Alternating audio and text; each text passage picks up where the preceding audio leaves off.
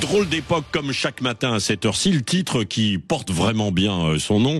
Le lundi matin, nous sommes avec Robert Ménard. Bonjour Robert Ménard. Bonjour, bonjour. Oui, je disais drôle d'époque, hein, évidemment. C'est de l'inédit, là, du jamais vu sous la Ve République. Ce qui se passe à peine nommé, un gouvernement déjà en sursis, presque mort-né, un gouvernement déjà menacé parce que finalement on a mis les mêmes avec des retours même surprenants. Je sais pas ce que vous en pensez, Robert Ménard. Attendez, c'est n'importe quoi. Je veux dire, c'est une foutaise totale. On se moque de tout le monde. Chacun nous parle de rupture. Vous avez vu. Alors, le Rassemblement national, il veut sa rupture à lui. De l'autre côté, vous avez le socialiste qui veut une rupture. Monsieur Lecornu qui dit oui, ça va être une rupture. Une rupture. Vous avez vu le casting, vous avez vu les portraits. Qu'est-ce qui a changé? Les deux changements, c'est quoi? C'est Bruno Le Maire qui nous disait encore il y a quelques jours qu'il voulait plus jamais faire de la politique. Il incarne, Bruno Le Maire, le désastre, la catastrophe économique, les plus de 1000 milliards de dettes supplémentaires. Et Roland Lescure qui a été ministre de l'Industrie. Et c'est ça, le renouveau. Enfin, c'est pas possible. Alors, je sais pas ce qui s'est passé. Est-ce que Bruno Retailleau, quand il a vu, vous avez vu, ça a duré plus d'une heure juste avant. Est-ce qu'on lui a menti? C'est-à-dire, on lui a pas dit qu'il y aurait ces deux personnes. Alors là, si on lui a pas dit, je sais pas comment il faut qualifier cela.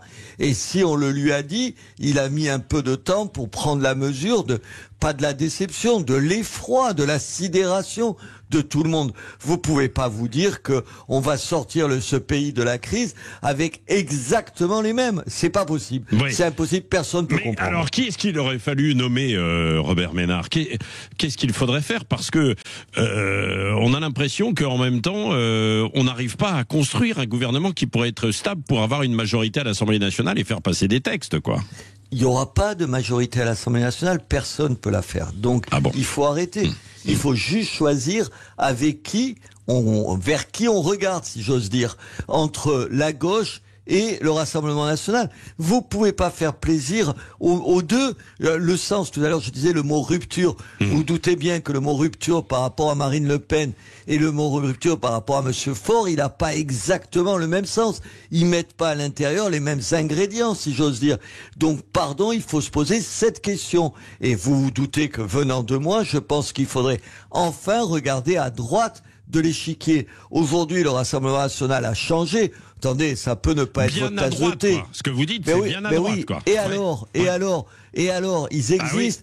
Dans les sondages, c'est quoi? C'est 32-33%. Un électeur sur 3 est prêt à voter Rassemblement national et on va pas les regarder. Mais moi, je suis pas au Rassemblement national. Je suis en désaccord sur un certain nombre de points. Mais je suis pas aveugle. Je vois bien que ça représente une sensibilité. En plus, je vous le disais, Marine Le Pen et son parti ont changé. C'est plus son père. Les choses ont changé. On devrait être content que ça change. Et peut-être que la droite, et là, c'est aussi sa faute, pourrait regarder de ce côté-là. Mais non, on peut pas faire plaisir à tout le monde. Oui. Et là, c'est une mascarade. Bon, écoutez, merci Robert Ménard. On reviendra sur ce mot mascarade. Tout le monde n'est pas d'accord peut-être avec ça. Enfin, j'en sais rien. On verra. On en débattra dans le grand débrief de l'actualité tout à l'heure avec Françoise Degois qui reviendra, qui a des informations aussi tout à l'heure qu'elle nous donnera à 8h10. Et puis après l'invité politique, Robert Ménard, de Jean-François Aquili. Bonjour Jean-François. Bonjour Patrick. Votre invité politique tout à l'heure à 8h15. Sur le même thème, Prisca Thévenot, la députée Ensemble pour la République des Hauts-de-Seine, qui a été porte-parole du gouvernement de Gabriel Attal, qui dit, Gabriel Attal, sur cette nomination, spectacle affligeant, dit le patron de Renaissance. Et vous avez une personne qui est content, Bruno Retailleau qui veut claquer la porte, Bruno Le Maire qui arrive.